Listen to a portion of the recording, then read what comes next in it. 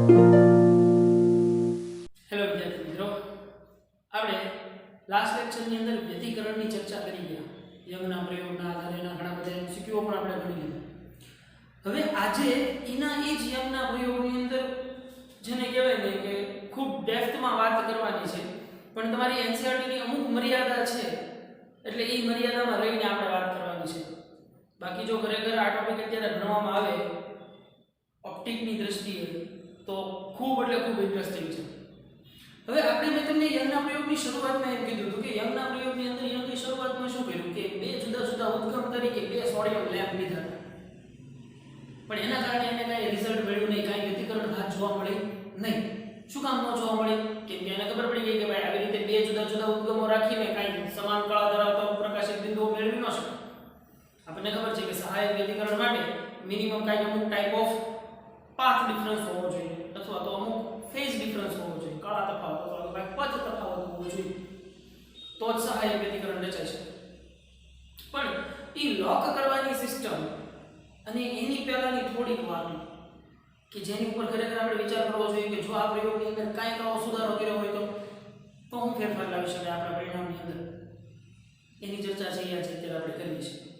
તો હું માનું કે ફોર એક્ઝામ્પલ તરીકે લઉં, મેં શું કર્યું હતું ભાઈ કે મેં જો તમને સ્ટાર્ટિંગમાં વચ્ચેના એક લેક્ચરની અંદર ચર્ચા કરેલી ભાઈ કે માનો કે અહીંયા મારો આ કોઈ ઉદ્ગમ હોય, આ ઉદ્ગમ છે અને અહીંયા બે નાનકડા મસ્ત છિદ્ર, જો ભાઈ જે હું ભાષા વાપરું છું એ સમજો, છિદ્ર વાપરું છું કે જેને આપણે સ્લિટ S1 અને S2 કહેતા હતા.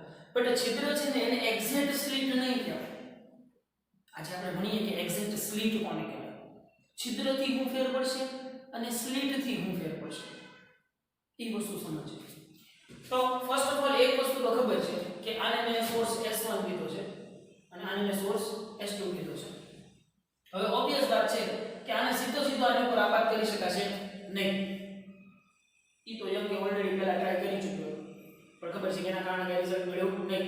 એને શું કરવું પડ્યું કે આ જે સ્પ્રેડ થયેલો પ્રકાશ છે એને એકત્રિત કરવો પડ્યો, કાંઈક લોક કરવો પડ્યો.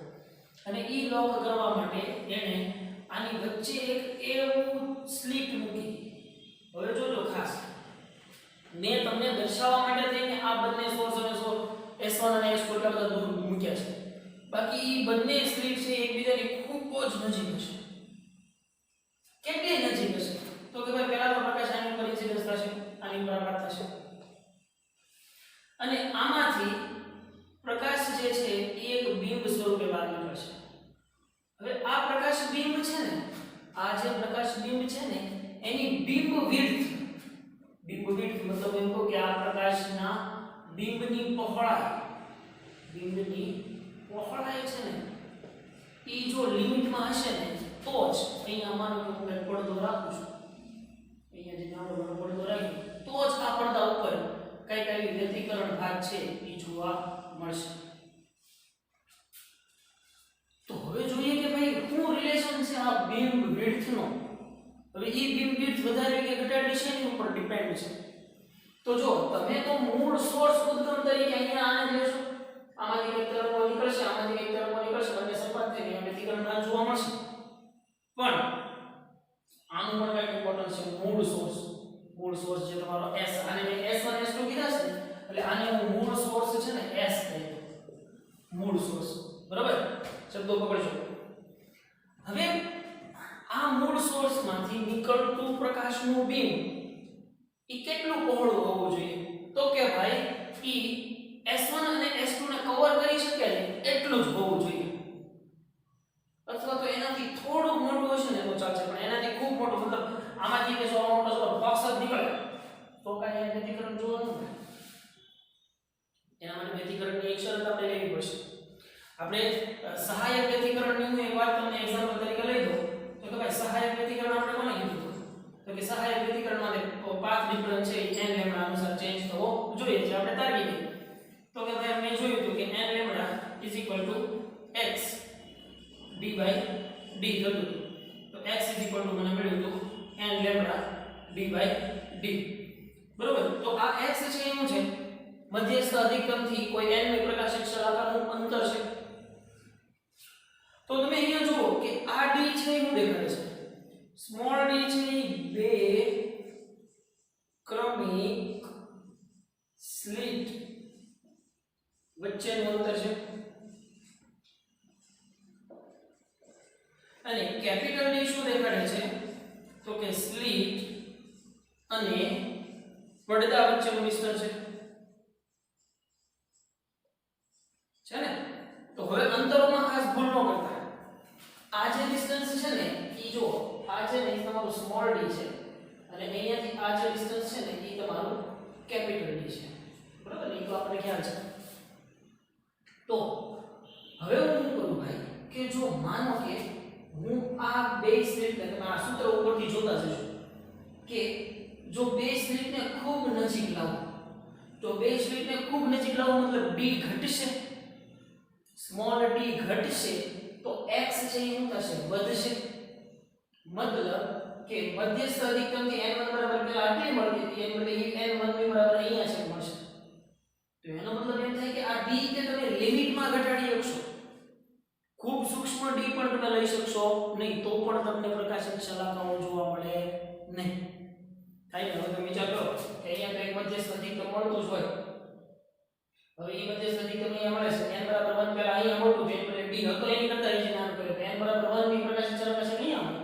પછી એને જો શું હોય n બરાબર 1 ની બરાબર પડતા તારે લઈ જાય કે આ બધે વિનાશક વ્યતિકરણ જ થયું કહેવાય કે નહીં તો વિનાશક વ્યતિકરણ થયું કહેવાય એટલે વ્યતિકરણ નથી થયું એમ કહો તો હાલે કેમ કે ત્યાં તો તમને કોઈ બ્રાઇટ સ્પોટ જોવા નથી મળવાનો એટલા માટે ભાઈ કે આ સ્મોલ d છે ને એને તમે લિમિટમાં નાની કરી શકશો એનાથી વધારે નાની કરી શકાશે નહીં હવે એ વસ્તુ તો ખબર પડી કે સ્મોલ d ને આપણે કઈ લિમિટમાં નાનો કરીએ છીએ એના આધારે સહાયક વિનાશક વ્યતિકરણની ડિસ્કશન કરશું પણ મેં હવે જુદી જુદી પ્રકારની સ્લિટો લેવી છે અહીંયા મેં કેવી સ્લિટ લીધી છે જો ખાસ સમજો સ્લિટ છે ને એને મેં અહીંયા ગોળાકાર લીધી છે અથવા તો હું એને કીધું છિદ્ર કૌંસમાં લખું એટલે તમને ખબર પડે તો જ્યારે મારી સ્લિટ ગોળાકાર હશે ને ત્યારે મને અહીંયા મળતી શલાકાઓ છે ને સ્ટ્રેટ લાઈનમાં નહીં મને અહીંયા મળતી શલાકાઓ છે ને કે આવી જોવા મળશે અતિવલય આકારની તો આવી સ્લિટો જોવા મળે એનું રીઝન શું થયું કેમ કે ભાઈ સ્લિટ પોતે સ્ટ્રેટ નથી તો ઓબવિયસ વાત છે કે અહીંયા રચાતું વ્યતિકરણ છે એ પણ સ્ટ્રેટ લાઈનમાં થશે નહીં પણ જો મારે અહીંયા સ્ટ્રેટ લાઈનમાં જ વ્યતિકરણ જોતું હોય તો હું કરું જુઓ આની આ આકૃતિને હું થોડીક વધારે વ્યવસ્થિત ગોઠવું કે ભાઈ આ મારો મૂળ ઉદ્ગમ S આ જે મારા S1 અને S2 બનવાના છે E અને આ જે છે એ મારો પડદો તો જો હું S1 સ્લિટ S1 આવી રાખું ઊભી પટ્ટી અને બીજી એક સ્લિટ જો ખરેખર આ બંને સ્લિટો એકબીજાની ખૂબ નજીક હશે હો ભાઈ બે સ્લિટ વચ્ચેમાં અંતર સ્મોલ d થઈ ગયું અહીંયાથી આ ડિસ્ટન્સ છે એ કેટલું થઈ ગયું કેપિટલ D થઈ ગયું તો અહીંયા જે છે એ મારો માનો કે કોઈ એક ઉદ્ગમ મેઇન ઉદ્ગમ હોય અને જો હું અહીંયા એક મૂળ એક આવી જ સ્લિટમાંથી પ્રકાશ પસાર થવા દેશ ને મતલબ તમે સમજો કે અહીંયા ખૂબ બધો પ્રકાશ આવે છે આ આટલા જ ભાગમાંથી પ્રકાશ પસાર થશે તો એ પ્રકાશ બીમ ભાઈ કેવો રહેશે આ આકારનો પ્રકાશ બીમ બહાર નીકળશે હાઈગેસનો તરંગવાદ આપણે ભણ્યા કે નહીં તો હાઈગેસનો તરંગવાદ છે આપણે હું સમજાવતો હતો કે આફ્ટર ટી ટાઈમે કોઈ નવા તરંગ અગ્રનો આકાર આપતો હતો તો અહીંયા જે હું ઇન્સિડન્સ કરું છું તો અહીંયાથી બહાર નીકળતો પ્રકાશનો બીમ છે એ કોઈ ગોળાકાર બીમ નહીં નીકળે જ્યાં હું લેઝરમાં નીકળે છે આવું લેઝરનો ગોળાકાર બીમ નહીં નીકળે પણ એની બદલે જો મેં આવું છિદ્ર રાખ્યું છે તો અહીંયાથી બહાર નીકળતો પ્રકાશ છે એનું પ્રકાશ બીમ કેવું નીકળશે આવું સ્ટ્રેટ જ નીકળશે તો આવું સ્ટ્રેટ પ્રકાશ બીમ છે એ આવી બે સ્ટ્રેટ શીટો ઉપર આપાત થશે અને એ બે સ્ટ્રેટ શીટોમાંથી થઈને જે વ્યતિકરણ નીકળશે એ મને અહીંયા ઓબવિયસ વાત છે કે કેવા આકારનું મળશે સ્ટ્રેટ લાઈનનું વ્યતિકરણ જોવા મળશે તો ખાસ યાદ રાખવાની છે એક વસ્તુ કે જો તમારે સ્ટ્રેટ લાઈનનું વ્યતિકરણ જોતું હોય તો તમારી સ્લિટ છે ને એને સ્ટ્રેટ રાખવી પડશે અને વ્યવહારમાં મોટા ભાગે સ્ટ્રેટ સ્લિટ લાઈનોનો જ ઉપયોગ થાય છે ભાઈ બરોબર આવી છિદ્રાકાર સ્લિટોનો ઉપયોગ થતો નથી કેમ કે એમાં શું થાય છે જો વધારે પડતી શલાકાઓ બેન્ડ થઈ છે જે તમે આગળ જતા જે કોઈ બીએસસી કરશો કે પછી કોઈ એન્જિનિયરિંગ કરશો તો એમાં ન્યૂટન રિંગો કરીને તમારે ભણવાનું આવશે પ્રેક્ટિકલી તો ઈ ન્યૂટન રિંગો છે ને ઈ ત્યારે જોવા મળે કે જ્યારે છિદ્ર ગોળાકાર ખૂબ સૂક્ષ્મ આપણી ટાચની હોય ને એની અણી કરતાં પણ સૂક્ષ્મ છિદ્ર હોય અને એના કારણે મળતી વ્યતિકરણ શલાકા જોવાની થાય ને ત્યારે આપણે લગભગ બરાબર બેન્ડ થઈ ગઈ ગોળાકાર થઈ ગઈ જોવા મળે. તો જો આગળ કોઈ ઓપ્ટિક્સમાં તમે આગળ કામ કરો તો આ વસ્તુ બહુ ઇન્ટરેસ્ટિંગ છે કે ઈ જે રિંગ બને ને ઈ રિંગની રેડિયસ કેટલી થાય. જો n બરાબર 1 હશે તો એની રેડિયસ કેટલી, n બરાબર 2 હશે તો એની રેડિયસ કેટલી. હાલાકે આપણે NCERT ની અંદર મર્યાદિત છે, એ વસ્તુ આપણે ગણવાની નથી થતી. પણ આપણે વાત કરીએ ભાઈ કે જો છિદ્રાકાર ઉદ્ગમ હશે તો મને અતિવલય આકારની રીંગો જોવા મળશે અથવા તો એક અતિવલય આકારની ફ્રિન્જીસ જોવા મળશે. અને જો સ્ટ્રેટ સ્લીટો હશે, જો સાચું સ્લીટ આને જ કહેવાય બરોબર, ઓલાને તો છિદ્ર જ કહેવાય. તો આવી સ્લીટમાંથી પસાર કરશો એટલે તમને સ્ટ્રેટ ફ્રિન્જીસ મળશે. હવે મારે શું કરવું છે? હવે હું કઈ કરું, નાના મસ્તા ફેરફાર કરતો છું. જુઓ, મેં આના જ પ્રયોગનું આપણે કેવું રેખીય વિરૂપણ કંઈક આવું કર્યું હતું મેં કે અહીંયા પડદો હતો, અહીંયા બે સ્લીટ બરોબર ને, આને આપણે લંબ લઈને જોઈએ છીએ એટલે આ બે મારી સ્લીટ. અહીંયા મધ્યસ્થ અધિકતમ આના એક્ઝેક્ટ મિડલમાં મધ્યસ્થ અધિકતમ રચાતું હતું ભાઈ, પ્રકાશિત બિંદુ મધ્યસ્થ અધિકતમ આના સેન્ટરમાં રચાતું હતું. આ મારો સોર્સ S1 છે, આ મારો સોર્સ S2 છે બરાબર. તો ત્યારે તો પ્રકાશ જે છે ને અહીંયાથી આમ સ્ટ્રેટ જ આવતો હતો, મતલબ અહીંયા જે મારી પાસે સ્લીટ હતી ને એ સ્લીટમાંથી જ આમ પ્રકાશ આવતો હતો. પણ જો અત્યારે આમ થતું હતું એટલે અહીંયા મધ્યસ્થ અધિકતમ જે વચ્ચેની છે ને ખૂબ બધી બ્રાઇટ, વધારે મેક્સિમમ બ્રાઇટ ફ્રિન્જ દેખાતી હતી વચ્ચેની હતી.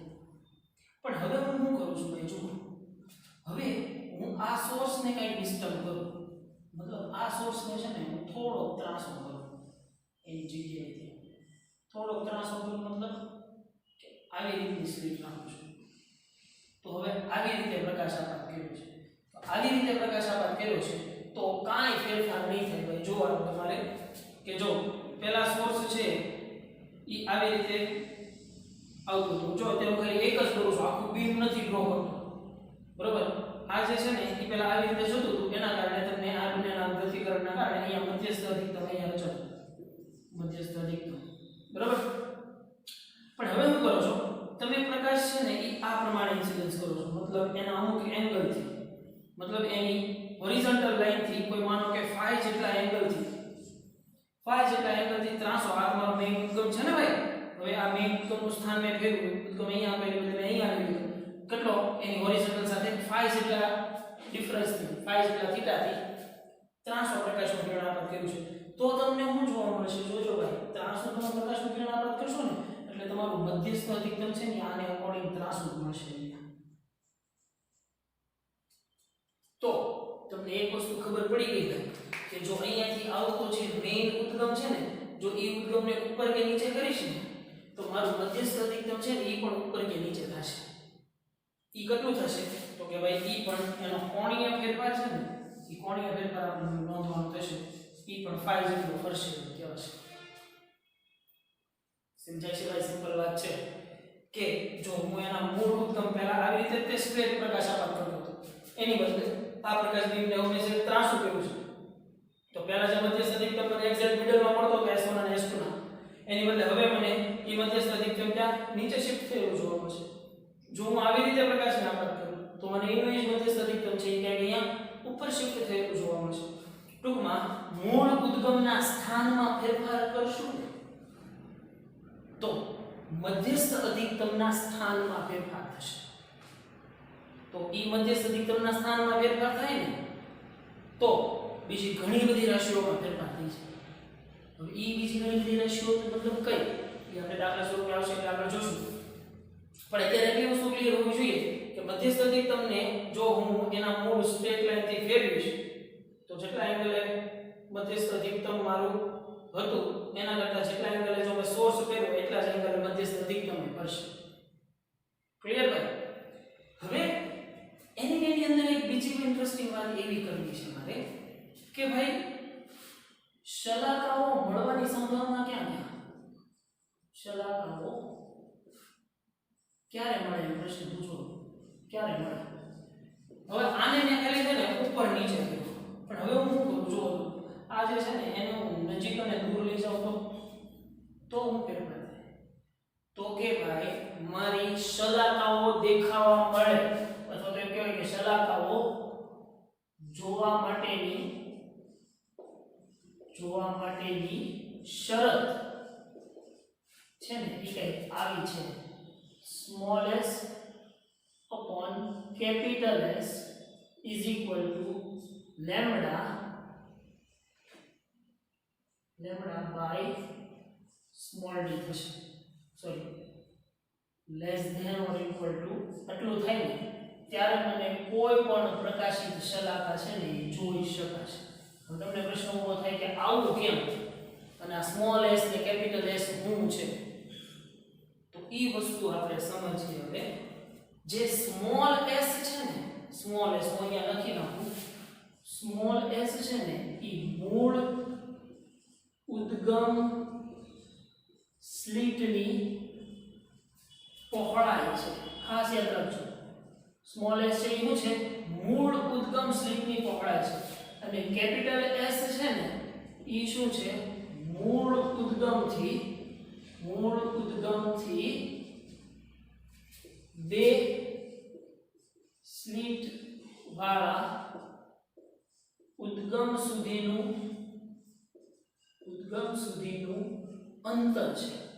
એટલે હવે તમે સમજી ગયા કે સ્મોલ s શું છે આ જે સ્લિટ છે ને જે મૂળ ઉદ્ગમ આ છે તો મૂળ ઉદ્ગમની પહોળાઈ જેને મેં સ્મોલ s વડે નોટ કરી છે અને મૂળ ઉદ્ગમથી બે સ્લિટ સુધીના ડિસ્ટન્સને હું કેપિટલ S તરીકે નોટ કરીશ. તો તમે હવે જુઓ છો કે જો આ શરતનું પાલન થતું હોય ને small s upon capital S less than or equal to lambda by d તો જ અહીંયા વ્યતિકરણ શલાકાઓ છે એ તમે જોઈ શકશો. તો વ્યતિકરણ શલાકા જોવા માટેની આ શરતનું છે એ પાલન કરવું ખૂબ મહત્વનું છે. શું કામ મહત્વનું છે તમે જુઓ આ s છે એ ઘટતો જાય છે. જુઓ મતલબ કે તમારું મૂળ ઉદ્ગમ છે એ તમારી આ બે સ્લિટ વાળા ઉદ્ગમની મહત્તમ નજીક આવતું જશે. મતલબ આ ઘટે છેદ ઘટશે તો આ છે ગુણોત્તર વધશે. તો આ ગુણોત્તર છે આની કરતા વધવો જોઈએ નહીં. જો એની કરતા વધી જાય તો તમને અહીંયા શલાકાઓ જોવા મળશે નહીં. મતલબ એમ થાય કે આ જે ઉદ્ગમ છે ને એને અમુક હદ સુધી નજીક લાવી શકશો પણ અમુક હદ કરતા વધારે નજીક લાવશો તો અહીંયા તમને વ્યતિકરણ છે એ જોવા મળશે નહીં. મતલબ એક બીજી શલાકાઓ છે એ બીજો ઉપર એવી રીતે સંપાત થઈ જાય છે સહાયક ને વિનાશક સહાયક પર પરિણામે તમારો પડદો છે ને પડદો જ રહી જાય. તમને કોઈ વ્યતિકરણ ભાગ જોવા મળશે નહીં. એટલે ખાસ સમજજો આ વસ્તુને સ્મોલ s શું છે તમારા મૂળ ઉદ્ગમની સ્લિટની પહોળાઈ અને કેપિટલ S શું છે ભાઈ મૂળ ઉદ્ગમ અને બે સ્લિટ વાળા ઉદ્ગમ વચ્ચેનું અંતર. મતલબ જો હવે આ સ્લિટને હું ખૂબ વધારે નજીક લાવીશ મતલબ હું આ સ્મોલ કેપિટલ S માં ઘટાડો કરું છું કેપિટલ S ઘટશે તો આ ગુણોત્તર મોટો થશે. જો ગુણોત્તર મોટો થાય પણ જો આની કરતા મોટો થઈ જશે ને તો તમે પ્રતિબિંબ જોઈ શકશો નહીં. પ્રતિબિંબ એટલે કે ફ્રિન્જીસ શલાકાઓ છે એ તમે નોંધી શકશો નહીં. એટલે ખાસ મહત્વની વસ્તુ છે કે શલાકાઓ જોવા માટેની શરત આને કંઈક નોટ કરી રાખવી ભાઈ કે શલાકાઓ જોવા માટેની શરત શું છે small s upon capital S less than or equal to મતલબ આ મોટું થવું જોઈએ લેમ્બડા બાય d છે ને એ મોટું થવું જોઈએ તો જ તમે શલાકાઓ છે એ જોઈ શકશો. ક્લિયર ભાઈ. હવે આ વસ્તુની ડેરિવેશન છે એ ખૂબ મોટી છે જે તમારે NCERT લિમિટની બહાર છે એટલે આપણે ડેરિવેશન નથી કરતા પણ તમે આમ નામ સમજી ગયા ભાઈ કે આ જેમ નજીક આવશે એમ આની ઉપર આપાત થતી ઇન્ટેન્સિટી છે ને એ વધતી છે. તો તેમ કહેવાય કે આપાત થતી ઇન્ટેન્સિટી નહીં સોરી આપાત થતી વિડ્થ છે ને એ વધતી છે. અને મેં હમણાં અહીંયા જ વાત કરી એની જેમ કે જો બહુ વિડ્થ વધતી છે તો શું થાય સ્વાભાવિક છે કે અહીંયા શલાકાઓ દેખાવાની બંધ થઈ છે. એટલે ખાસ યાદ રાખો કે શલાકાઓ જોવા માટેની શરત છે small s upon capital S less than or equal to lambda by d થવી જોઈએ તો જ પ્રકાશિત શલાકાઓ છે એ તમે જોઈ શકશો. નહીંતર તમે વ્યતિકરણ ભાગ જોઈ શકશો નહીં. ક્લિયર ભાઈ. તો વાંચી લેજો ઝડપથી આ વસ્તુ. આ બધી વસ્તુ છે એ જસ્ટ વન ટાઈમ તમારે રીડ કરવાની છે. હવે જો આપણે પુસ્તકના સમતલને લંબ એક ઓમાંથી પસાર થતી હોય તેવી એક રેખા વિચારીએ કે તે રેખા પરના બધા બિંદુઓ માટે S1 અને S2 થી સમાન અંતરે આવેલા હશે અને આપણે જે મધ્યમાં સ્થિતિની પ્રકાશિત શલાકા મળે છે તે આકૃતિ 10.3 13 માં જે આવી આકૃતિઓ તમને આપેલી છે એની અંદર દર્શાવેલી છે. પડદા ઉપર વ્યતિકરણ ભાગનો આકાર નક્કી કરવા માટે આપણે એ નોંધીએ કે ચોક્કસ શલાકાઓ એવા બિંદુના સ્થાનને અનુરૂપ હોય છે કે જેના માટે s2p s1p અચળ રહે. જ્યારે આ અચળાંક લેમ્બડાના પૂર્ણ ગુણાંક બરાબર હશે ત્યારે એ સહાયક વ્યતિકરણ થાય અને લેમ્બડા/2 ના પૂર્ણ ગુણાંકમાં છે ત્યારે એ વિનાશક વ્યતિકરણ થશે. ના એકી પૂર્ણાંક ગુણાકાર બરાબર થાય ત્યારે તે અપ્રકાશિત બનશે મતલબ વિનાશક વ્યતિકરણ થશે. જ્યારે xy સમતલમાં રહેલ p બિંદુ કે જેથી s1p s2p ડેલ્ટા અચળ હોય ત્યારે તે બિંદુએ ગતિપથ અતિવલય બને છે. હવે જો s2p s1p ડેલ્ટા મતલબ કાંઈક તફાવત હોય, આ બંનેના છિદ્રની સાઈઝમાં કાંઈક તફાવત હોય ત્યારે ઈ બિંદુ છે ઈ બિંદુએ અથવા અહીંયા મળતી શલાકાઓ છે કેવા આકારની અતિવલય આકારની બનશે. આમ વધુ ચોકસાઈથી તો શલાકાઓની ભાત એકદમ અતિવલય જ હોય છે, પરંતુ જો શલાકાઓની પહોળાઈની સરખામણીમાં d ખૂબ વધારે હોય તો શલાકાઓ લગભગ સુરેખ હોય છે.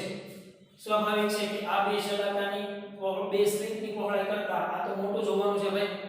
બે પડદા વચ્ચેનું અંતર છે એ આ બે સ્લિટ વચ્ચેના અંતર કરતા તો મોટું હશે. એના કારણે પરિણામે તમને સ્ટ્રેટ લાઈનો જોવા મળશે. એના માટે તમારે મેં કીધું જેમ અંદર પોઈન્ટ લખેલો નથી, સ્ટ્રેટ સ્લિટ હોવી મહત્વની છે. જો અહીંયા જો આપણો મૂળ ઉદ્ગમ બે સ્લિટ અને પછી અહીંયા જો તમને શલાકાઓ જોવા મળે છે આ ટાઈપની.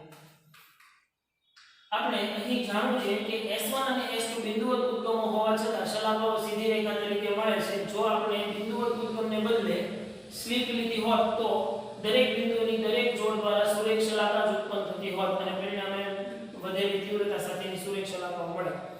નોંધ છે આકૃતિ 10.b માં દર્શાવેલ બે સ્લિટ પ્રયોગમાં આપણે બે સ્લિટના લંબ વિભાજક SO ઉપર ઉદ્ગમ છિદ્ર S લીધેલ છે. જો ઉદ્ગમ S એ લંબ વિભાજકથી થોડો દૂર હોય તો શું થાય? એવું વિચારો કે ઉદ્ગમ S એ કોઈ નવા સ્થાન S' આગળ ખસેડવામાં આવે તો ધારો કે 2S1 અને S2 ને મધ્ય બિંદુ છે. જો ખૂણો SQS એ phi હોય તો જો કીધું ને આ જે મૂળ ઉદ્ગમ આવી રીતે આવે છે એની બદલે જો મૂળ ઉદ્ગમને આવી રીતે ત્રાસો રાખવામાં આવે તો આ મારી સ્લિટ S1 છે, આ સ્લિટ S2 છે, તો પહેલા મધ્યસ્થ અધિકતમ મને અહીંયા મળતું હતું એની બદલે મધ્યસ્થ અધિકતમ કંઈક અહીંયા જોવા મળશે. એ સિમ્પલ વાત છે, તમે આકૃતિની મદદથી આ રીતે સમજી લો. આમ જો ઉદ્ગમ S એ લંબ વિભાજક પર આવેલા હોય તો મધ્યસ્થ શલાકા O આગળ જ મળે. આનો લંબ દ્વિભાજક અહીંયા આવેલો હોય તો મૂળ ઉદ્ગમ આના લંબ દ્વિભાજક ઉપર હોય તો મધ્યસ્થ પ્રકાશક શલાકા અહીંયા મળે. જો એના લંબ દ્વિભાજક તે મુખ થીટા એંગલે હોય તો એના લંબ દ્વિભાજકના મુખ થીટા એંગલે મળે. સિમ્પલ વાત છે કે તમે સોર્સને ત્રાસો કરશો તો મધ્યસ્થ અધિકતમનું સ્થાન બદલાશે. ક્લિયર? એ જ વાત છે અહીંયા તમે આકૃતિની મદદથી સમજાવવાની કોશિશ કરી છે. હવે આપણે વાત કરીએ ટેક્સ્ટ ઇલાસ્ટ્રેશનની દાખલાઓની. થિયોરેટિકલ છે પણ એને વાંચી જઈએ અને સમજી જઈએ વ્યવસ્થિત. તો જુઓ ભાઈ તમને શું કહે છે એની અંદર સૌથી પહેલા તો ટેક્સ્ટ ઇલાસ્ટ્રેશનની અંદર કે નીચે દર્શાવેલ દરેક ક્રિયાને કારણે યંગના બે સ્લિટના પ્રયોગમાં વ્યતિકરણ શલાકાઓ ઉપર શું અસર થશે એ જણાવવાનું છે. સૌથી પહેલું છે એ શું કહે છે સ્લિટ ધરાવતા સમતલથી પડદાને દૂર ખસેડવામાં આવે. સ્લિટ ધરાવતા સમતલથી મતલબ આ સમતલ એટલે આ મોટું આપણે સમજી લો. સ્લિટ ધરાવતા સમતલથી પડદાને દૂર ખસેડવામાં મતલબ કેપિટલ D વધે તો મારી પાસે તો બીટા મારી પાસે સૂત્ર છે ભાઈ બીટા છે લેમ્બડા b/d છે. તો હવે જુઓ છે તમને શું કહે છે કે સ્લિટ ધરાવતા સમતલથી પડદાને દૂર ખસેડવા. પડદાને દૂર ખસેડી એટલે શું થશે? કેપિટલ D વધશે. જો કેપિટલ D વધે તો ફ્રિન્જ વિડ્થ શલાકાઓની પહોળાઈ છે એ શું થશે? વધશે. સિમ્પલ વાત છે. તો જો દૂર ખસેડવામાં આવે તો બીટા શું થશે? વધે. મતલબ શલાકાઓની પહોળાઈ છે શું થશે? વધશે. પછી આપેલ એકરંગી પ્રકાશ ઉદ્ગમ બદલીને બીજો નાની તરંગ લંબાઈ ધરાવતો પ્રકાશ ઉદ્ગમ તરીકે લેવામાં આવે તો મતલબ અહીંયા જે તરંગ લંબાઈ પહેલા લેમ્બડા આપતા હતા ને હવે લેમ્બડા પ્રાઇમ આપીએ તો અહીંયા lambda prime less than 2 lambda છે. મતલબ જો હવે જે પ્રકાશની તરંગ લંબાઈ આપણે યુઝ કરીએ છીએ એ પ્રકાશની તરંગ લંબાઈ ઘટે. જો તરંગ લંબાઈ ઘટે તો બીટા પણ શું થાય? ઘટે. સિમ્પલ વાત છે ભાઈ. તો બીટા અહીંયા શું થશે? ઘટે. થાય કે નહીં? તરંગ લંબાઈ જો તમે વધારશો તો બીટા વધશે.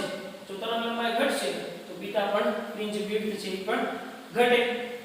પછી બે સ્લિટ વચ્ચેનું અંતર વધારવામાં આવે.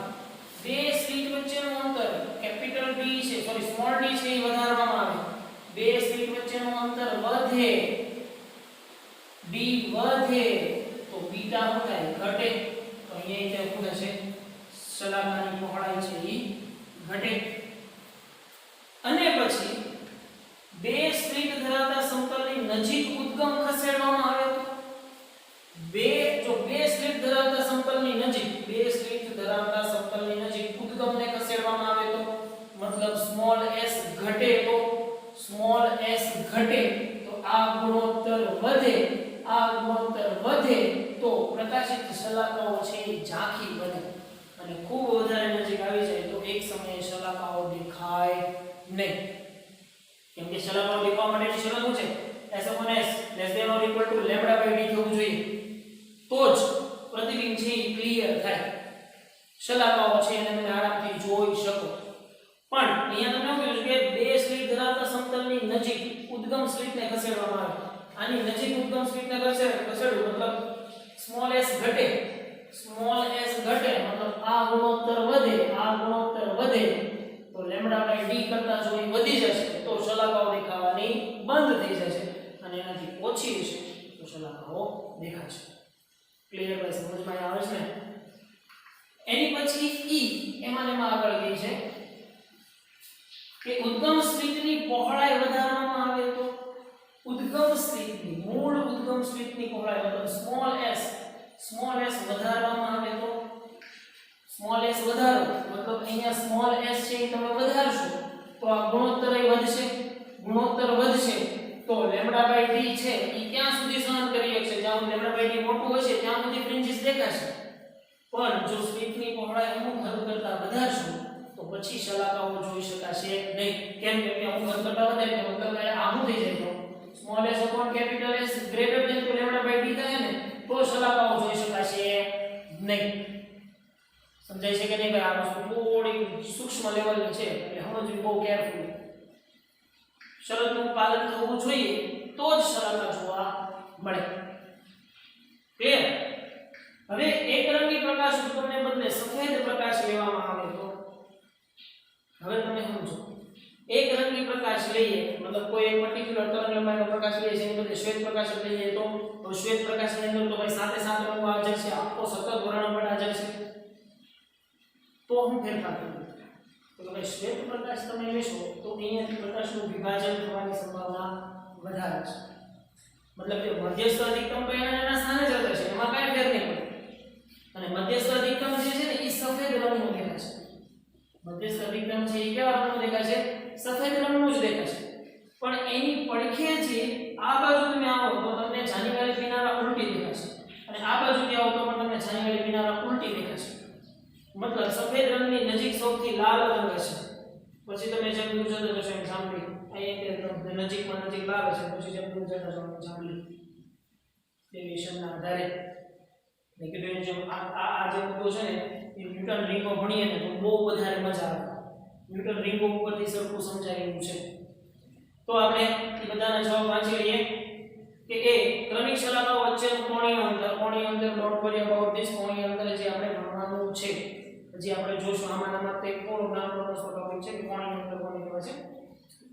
વાસ્તવમાં શલાકાઓ વચ્ચેનું અંતર પડદાથી બે સ્લિટો ધરાવતા સમતલના અંતરના સમપ્રમાણમાં વધે છે. જે કીધું મેં એની જેમ જો d વધશે તો બીટા પણ છે એ વધશે. શલાકાઓ વચ્ચેનું અંતર મતલબ કોણીય અંતર પણ ઘટે છે પરંતુ નીચે આગળ મુદ્દા d માં દર્શાવ્યા મુજબ શરત ધ્યાનમાં લ્યો. c શું કહે છે? શલાકાઓ વચ્ચેનું અંતર ઘટે છે પરંતુ નીચે મુજબ મુદ્દા d માં આપેલી શરત ધ્યાનમાં લ્યો. આ શરત બધી જગ્યાએ પાલન કરવાની છે. બરોબર? હવે ધારો કે ઉદ્ગમનું માન s અને બે સ્લિટ ધરાવતા સમતલોનું અંતર વચ્ચેનું s છે તો વ્યતિકરણ શલાકા દેખાય તે માટેની શરત small s by capital S less than or equal to λ/d થવું જોઈએ. યથાર્થ ઉદ્ગમ જુદા જુદા વિભાગોના કારણે ઉત્પન્ન થતી શલાકાઓ એકબીજા ઉપર સંપાત થાય છે અને કોઈ શલાકાઓ દેખાતી નથી જો આનાથી ઊંધું થાય તો. આમ s ઘટે કેપિટલ S ઘટશે એટલે કે ઉદ્ગમ સ્લિટની નજીક લાવવામાં આવે તેમ વ્યતિકરણ ભાગની તીક્ષ્ણતા મતલબ સ્પષ્ટતા ઘટતી જાય છે અને જ્યારે ઉદ્ગમને ખૂબ એટલું નજીક લાવવામાં આવે કે જેથી આ શરત ન પડાય ત્યારે શલાકાઓ દેખાતી બંધ થઈ જાય છે આ જ્યાં સુધી થાય ત્યાં સુધી બે ક્રમિક શલાકાઓનું અંતર અચળ રહે છે હવે ઈ મુદ્દો શું કહે છે કે ડીમાં દર્શાવ્યા મુજબ જેમ ઉદ્ગમ સ્લિટની પહોળાઈ વધારવામાં આવે તેમ વ્યતિકરણ ભાગ ઓછી અને આછી સ્પષ્ટ થતી જાય છે સ્મોલ s ને તમે વધારશો તો હું ગતિ વધારશો તો એવું વાંધો નથી પણ ખૂબ હદ કરતા વધારે તમે વધારશો તો શું થઈ જાય આ શરત થઈ જાય તો આ માત્ર શલાકા જોવા મળે નહીં એટલે ખાસ આ બધી વસ્તુ છે એ નોટ કરી લેજો કે ક્યારે શલાકા જોવા મળે ક્યારે શલાકા જોવા ન મળે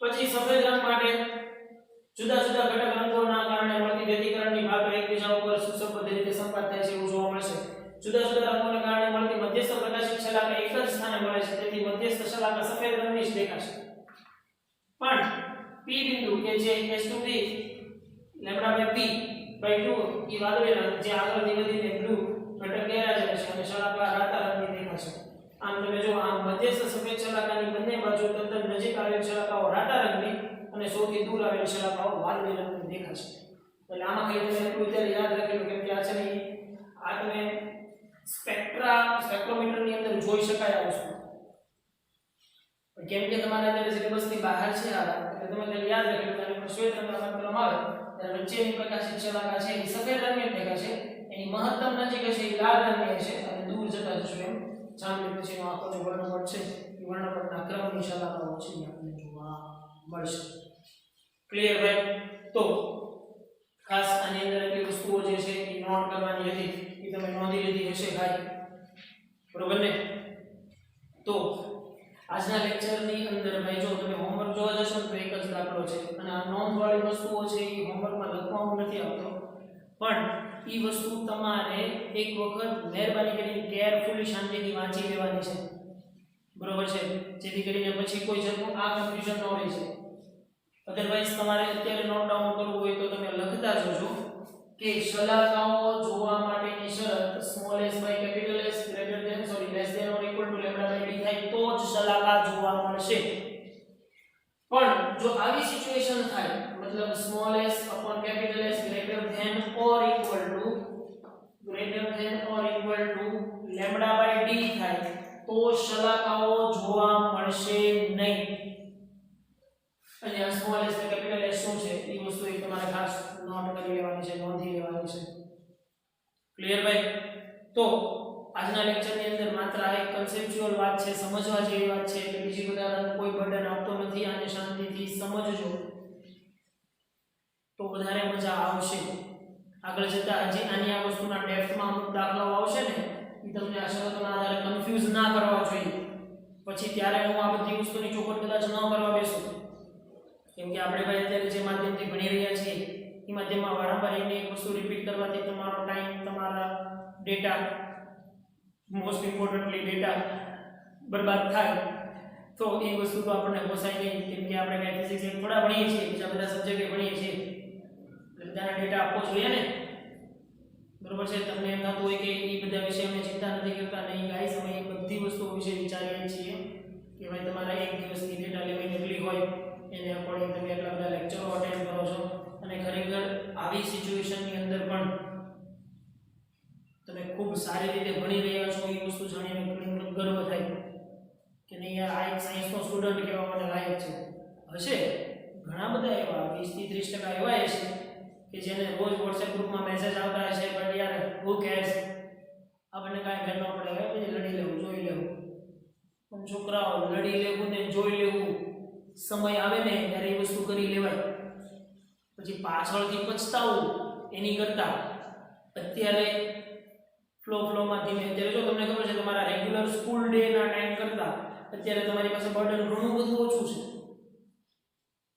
એટલે તમે રિલેક્સ થઈને આરામથી આ બધી વસ્તુને સમજતા જેટલી તમને વાર લાગે એટલી સમજવાનો સમય લો સમજો અને પછી આગળ વધો બરોબર કેમ કે આઈ ડોન્ટ નો કે હવે આ બધી પરિસ્થિતિઓ ક્યારે સોર્ટ આઉટ થાય કેમ કે અત્યારે જે મહામારીની અંદર આપણે છીએ હવે આપણે તો હજી કોરોના જ છે લેટેસ્ટ હમણાંની અપડેટ પ્રમાણે થોડાક દિવસ પહેલાની અપડેટ પ્રમાણે યુએસએ ની અંદર જે આપણે અહીંયા ઘણા બધા વર્ષો પહેલા હતો પ્લેગ નામનો રોગ. એ પ્લેગનો કોક ભાઈ કે બેન, એક્ઝેક્ટ પ્લેગ નથી પણ પ્લેગનો જ કોક ભાઈ કે બેન કે જે પ્લેગ કરતાં પણ ખતરનાક છે. એના 8 થી 10 કેસો યુએસએ ની અંદર પણ આવેલા છે. જે આપણી સુધી તો લગભગ હવે ટ્રાન્સપોર્ટેશન બધું બંધ છે એટલે આપણી સુધી નહીં પહોંચે એવી આપણે પ્રાર્થના કરીએ ભગવાનને કે આપણી સુધી કોઈ વસ્તુ ન પહોંચે. પણ ઘરે છીએ તોય તે આપણે ક્રાઇમ પેટ્રોલ વાળા કે એની જેમ સાવધાન રહે, સતર્ક રહે. આપણે ઘરે રહ્યા પણ સાવધાન રહીશું, સતર્ક રહીશું. અમે તમારા માટે અહીંયા આટલી બધી મહેનતો કરીએ છીએ. ક્યાંથી ક્યાં સુધી અમે શિફ્ટિંગ થઈ અને તમારી સુધી સારામાં સારી વસ્તુ પહોંચાડવાની ટ્રાય કરીએ છીએ. પણ તમે ક્યાંય ન જતા, સ્ટે સેફ, સ્ટે હોમ. એક જ વસ્તુ ધ્યાનમાં રાખજો, બરોબર? કેમ કે આપણી પાસે ઘણી બધી લાઈફ છે જીવવાની, જેને ખૂબ સારી રીતે આપણે જીવવાની છે. ઘણા બધા સપનાઓ જોયેલા છે. કેરિયરની વાત કરું છું ભાઈ, બરોબર છે? Don't forget your roots. આપણે પાથમાંથી ભટકીને જ જવાનું. હું કેરિયરની વાત કરું છું કે ઘણા બધાના પોતાના કેરિયરને લઈને ઘણા બધા સપનાઓ જોયા છે. એટલે એ બધાના સપનાને આપણે જે જીવવાના છે, મોદી સાહેબે કીધું એની જેમ જાન હે તો જહાન હે, બરોબર ને? તો આપણે એવી બધી ડિસ્કશનમાં ન પડવા કરતા આજનો લેક્ચર છે એ આપણે કમ્પ્લીટ કરીએ અને પછી મળીએ ભાઈ નેક્સ્ટ લેક્ચરની અંદર નાના ડીપ કન્સેપ્ટ રહેશે. એટલે મેક શ્યોર છોકરાઓ કે આ વસ્તુને ખૂબ સારી રીતે અને વ્યવસ્થિત કેરફુલી કન્સેપ્ચ્યુઅલી સમજી જજો. ઓકે ભાઈ, તો મળીએ નેક્સ્ટ લેક્ચરમાં.